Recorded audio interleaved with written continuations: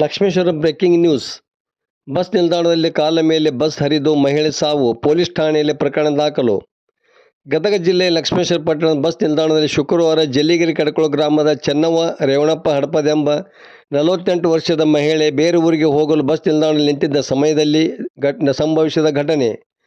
ಸವಣೂರು ಕಡೆ ಹೋಗುವ ಬಸ್ ಕಾಲಿನ ಮೇಲೆ ಹರಿದಿದೆ. ಆದರೆ ಇನ್ನೊಂದು ಮಾಹಿತಿ ಪ್ರಕಾರ ಮಹಿಳೆ ಮೂತ್ರ ವಿಸರ್ಜನೆಗೆ ಹೋಗಿ ಬರುವಾಗ ಈ ದುರ್ಘಟನೆ ನಡೆದಿದೆ ಎಂದು ಗೊತ್ತಾಗಿದೆ. ಬಸ್ ಡಿಕ್ಕಿ ಹೊಡೆದು ಆಕೆ ಕೆಳಗೆ ಬಿದ್ದಾಗ ಬಸ್ ಅವರ ಕಾಲಿನ ಮೇಲೆ ಹತ್ತಿ ಇಳಿಯಿತು.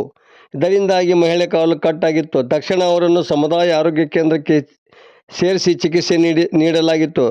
ನಂತರ ಅವರನ್ನು ಜಿಮ್ಸ್ಗೆ ಕಳುಹಿಸಿಕೊಡಲಾಗಿತ್ತು. ಆದರೆ ಅಲ್ಲಿ ಚಿಕಿತ್ಸೆ ಫಲಕಾರಿಯಾಗದೆ ಅವರು ಮೃತಪಟ್ಟಿದ್ದಾರೆಂದು ತಿಳಿದು ಬಂದಿದೆ.